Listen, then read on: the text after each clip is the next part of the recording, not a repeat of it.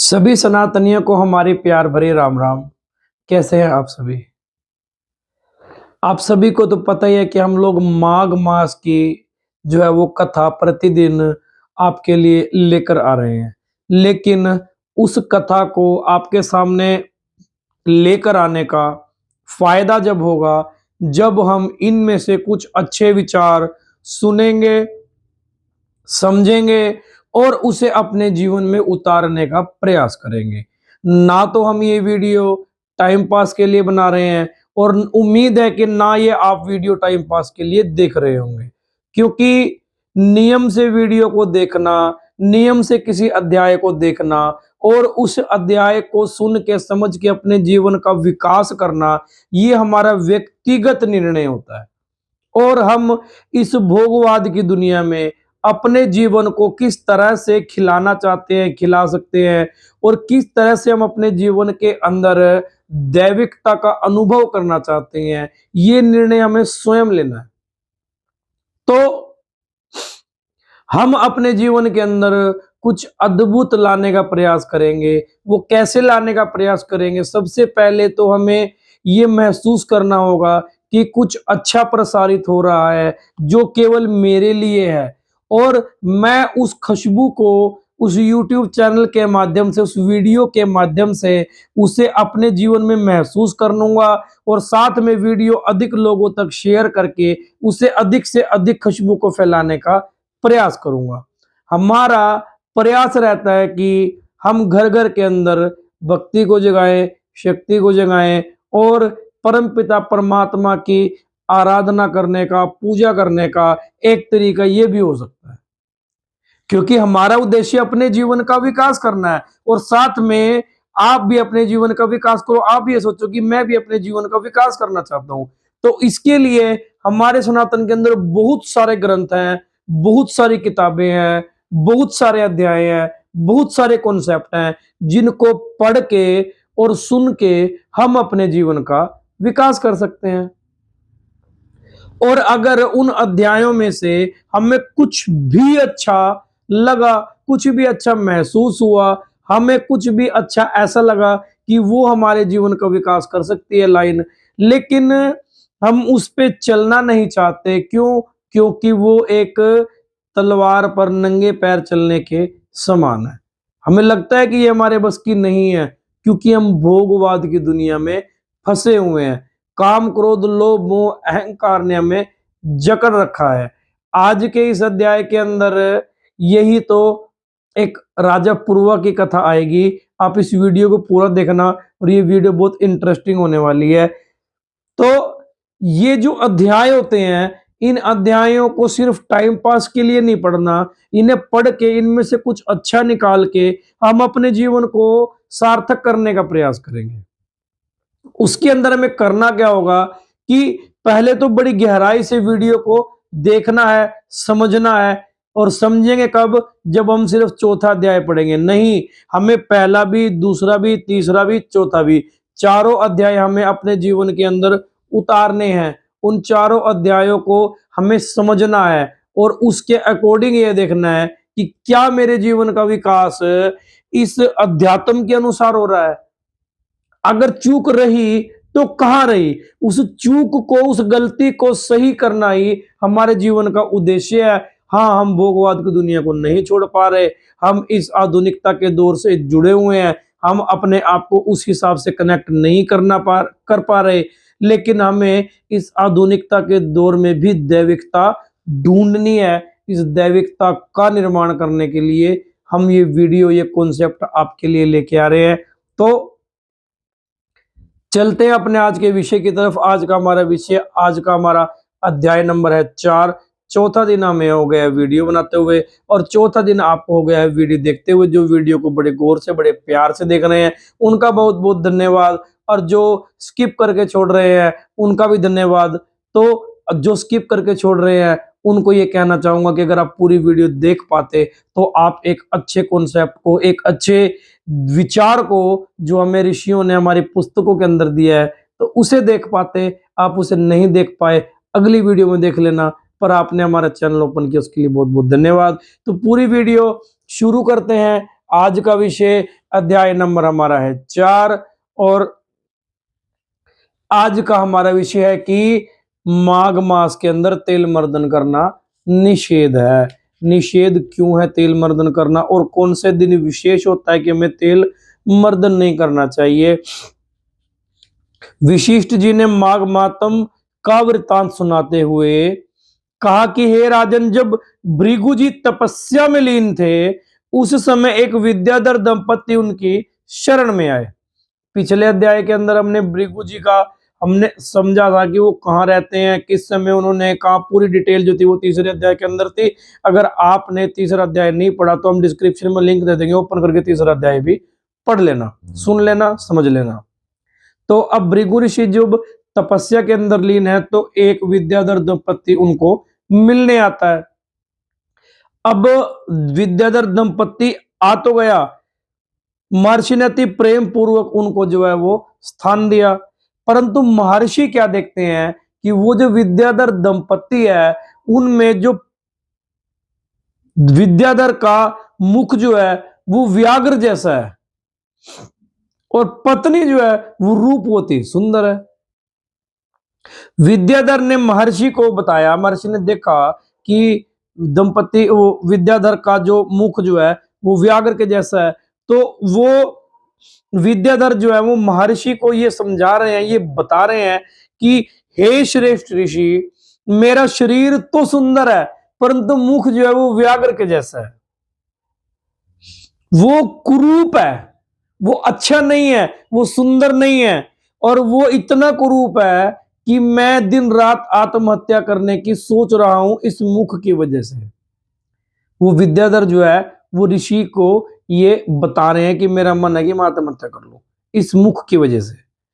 तो महर्षि कहते हैं, विद्याधर, तुमने अपने पूर्व जन्म में माघ मास की एकादशी का व्रत किया था जिसकी वजह से आपको ये सुंदर शरीर मिला, परंतु द्वादशी के दिन तेल मर्दन किया था, द्वादशी के दिन तेल मर्दन नहीं करना था, तो इसी कारण से तुम्हारे जन्म में शरीर तो सुंदर मिला परंतु मुख व्याघ्र के जैसा हो गया, जो कि सुंदर नहीं था, जो कि कुरूप था। क्यों? क्योंकि तुमने द्वादशी के दिन तेल जो है वो मर्दन किया था।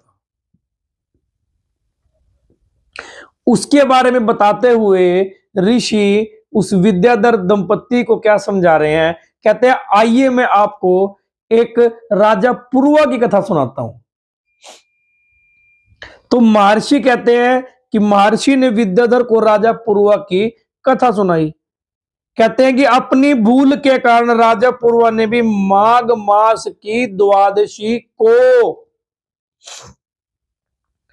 भूल से तेल मर्दन कर लिया था, जिसके कारण उस राजा का शरीर भी कुरूप व मुख व्याघ्र के जैसा हो गया।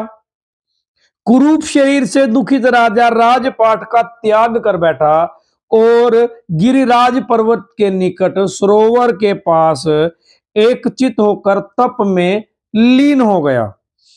इस प्रकार राजा ने 3 मास तक घोर तप किया और विष्णु भगवान की आराधना की। भगवान विष्णु स्वयं प्रकट हो गए और राजा पुरुआ से कहा, क्या कहा कि आंखें खोलो, मैं तुम्हारी भक्ति से प्रसन्न हूं, तुम पिछले 7 जन्मों से मेरी भक्ति कर रहे हो, मांगो राजा पुरुआ, क्या मांगते हो, मैं तुम्हें सब कुछ दे दूंगा, मनवांछित वर मांगो, ऐसा विष्णु भगवान ने उन्हें बोला। तो अगर राजा पुरुआ को कुरूप शरीर मिला उसकी वजह से उन्होंने जो है वो तप किया, तप करने के बाद जो है वो राजा के ऊपर प्रसन्न हुए विष्णु भगवान, उन्होंने उन्हें वरदान दिया और ये भी चौंकाने वाली बात बताई कि इस जन्म में नहीं, पिछले 7 जन्मों में तुम मेरी आराधना कर रहे हो और तुम मेरे भक्त हो, तो आज मैं तुम पर प्रसन्न हुआ हूं, तुम्हें वर देता हूं, बताओ अपनी इच्छा अनुसार क्या वर मांगो। अब यहाँ पे सोचने वाली बात यह कि आप और हम होते तो वहां पे क्या मांगते, गाड़ी घोड़ा बंगला कोठी पैसा कार अलग घर एकांत सब कुछ, आगे नौकर चाकर बहुत कुछ मांगते, इतना मांग लेते भोगवाद का, आधुनिकता का इतना कुछ मांग लेते कि हमारी डिमांड नहीं ना खत्म होती, है ना। लेकिन वो जो कुरूप शरीर करके राजा पुरुआ बैठे थे, उन्होंने तपस्या करके उनका जो है वो शरीर इतना सात्विक हो गया था कि उन्होंने क्या मांगा होगा, आपके हिसाब से क्या मांगा होगा?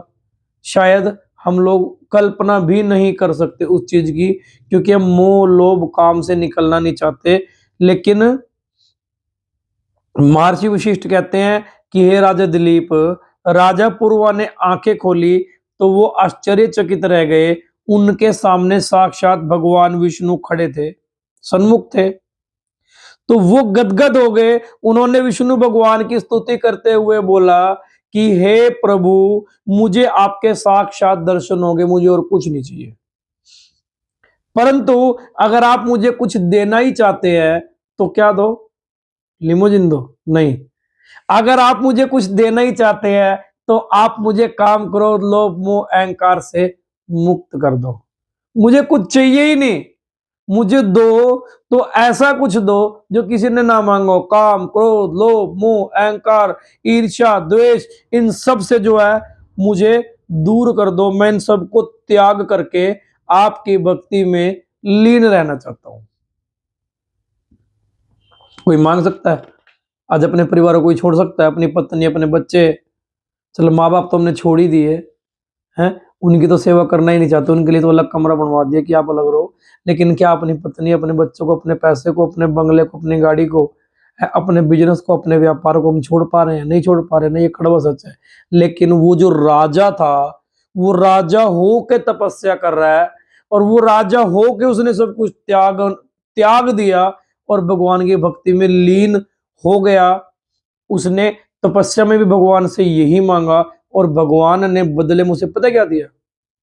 भगवान ने बदले में उसे बोला कि एवमस्तु, राजा के ऊपर शंख से अमृत का जल छिड़क दिया।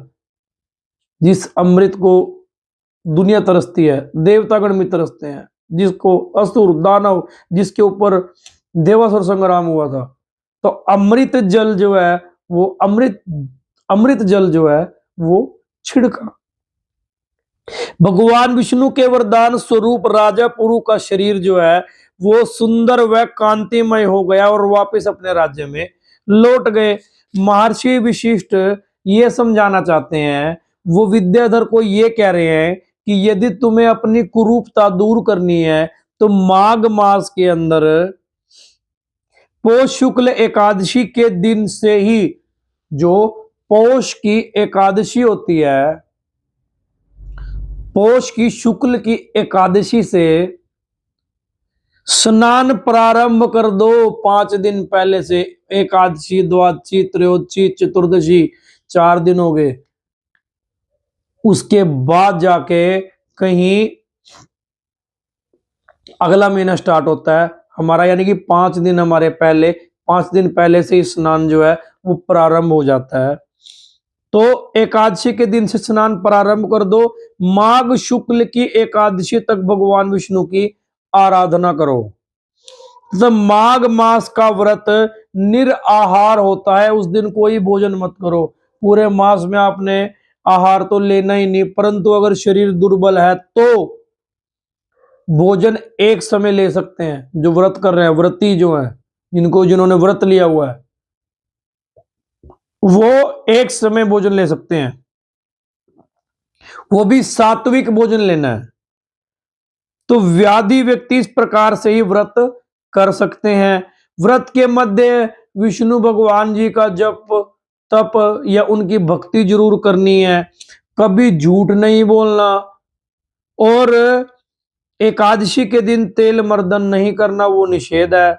विद्याधर ने महर्षि के कथन अनुसार तप किया और व्याग रूप से मुक्ति पाई, संसारिक सुख भोगता हुआ स्वर्ग लोक को प्राप्त हुआ। इति माघ मास मातम 62 का 4th अध्याय समाप्तम। तो कहने का अर्थ ये है कि जिनके जो अपने शरीर से प्रसन्न नहीं है, या जो किसी वजह से भी दुखी हैं, किसी भी वजह से दुखी हैं, तो वो माघ मास के अंदर आज का निचोड़ क्या निकलता है, माघ मास के अंदर भगवान विष्णु की स्तुति करें और माघ मास के अंदर पूरे मास जो है उनका व्रत रखें। पूरे मास के अंदर हो सके तो भोजन ना करें, लेकिन अगर करना चाहते हैं तो आप भी एक टाइम भोजन कर सकते हैं, एक समय भोजन कर सकते हैं। सारा दिन जो है वो निषेध है, कुछ नहीं खाना, कुछ नहीं पीना। हाँ, झूठ भी नहीं बोलना। एकादशी के दिन तेल मर्दन भी नहीं करना। इसके अलावा बहुत सारी व्यसन है जो हम इस माह के अंदर छोड़ना चाहते हैं, वो छोड़ सकते हैं। ऐसा करके हमारा जीवन जो है वो खिलेगा। सिर्फ वीडियो को देखने से नहीं खिलेगा, वीडियो को समझना पड़ेगा, अपने जीवन में उतारना पड़ेगा। और अगर अपने जीवन में नहीं उतारना चाहते, टाइम पास के लिए देख रहे हो, तो मत देखो, कोई ज़रूरत नहीं है। क्योंकि हमें सिर्फ अपने जीवन का विकास करना है। अगर आपको अपने जीवन का विकास करना है तो आपको वीडियो देखनी पड़ेगी और उसे समझना पड़ेगा। और आप अपने जीवन के विकास के लिए ये सोचो कि मैं आज से झूठ नहीं बोलूँगा, मैं आज से झूठ नहीं बोलूँगा, मैं आज से झूठ नहीं बोलूँगा। तो अगर जो हम दिन में 10 झूठ बोलते होंगे ना, तो 9 कर देंगे, 9 करते होंगे तो 8 कर देंगे, 8 करते होंगे 7 कर देंगे। धीरे-धीरे, धीरे-धीरे जो है वो जो पहले झूठ के ट्रक छुड़वाते थे ना, वो छुड़वाने बंद कर देंगे। आहिस्ता, आहिस्ता, आहिस्ता हमारी गाड़ी जो है वो बहुत मुश्किल से पटरी पे लगेगी, पर झूठ बोलना हमारा नामात्र का हो जाएगा, ये मेरी गारंटी है। परंतु उसके लिए हमें घिसना पड़ेगा। भूखे रहने का मतलब होता है त्याग करना, और अगर हम किसी चीज का त्याग करते हैं ना, तो उससे हमारा जीवन खिलता है। तो आज के लिए बहुत सारी बातें वैसे तो करने के लिए, आगे भी कुछ बता के लिए छोड़ देते हैं। तो कहने का हमारा भाव ये है कि बहुत सारा त्याग करना पड़ता है, उसके बाद हमारा जीवन खिलता है और हमारे जीवन के अंदर जो सात्विकता आती है, वो कुछ पूर्व जन्म का होता है और कुछ हमें अपने जीवन के अंदर जो जितना घिसा है, जो जिसने जितना खोया है ना, वो उससे अधिक जो है वो सात्विकता के माध्यम से प्राप्त कर सकता है। तो विष्णु भगवान की भक्ति करते रहना है। आज के लिए इतना ही कि व्रत के साथ-साथ विष्णु भगवान को भी याद करना है। तो मिलेंगे अगली वीडियो के अंदर, अपने जीवन में उतारने का प्रयास करेंगे, तो हमारा जीवन खिलेगा। तब तक के लिए धन्यवाद। ओम नमः शिवाय, सच्चे दरबार की जय। अगर वीडियो अच्छी लगी हो तो अधिक से अधिक लोगों तक शेयर कर देना। मैं लेता हूँ आपसे विदा, मिलूँगा आपको कल अगली वीडियो के अंदर। धन्यवाद। ओम नमः शिवाय, सच्चे दरबार की जय।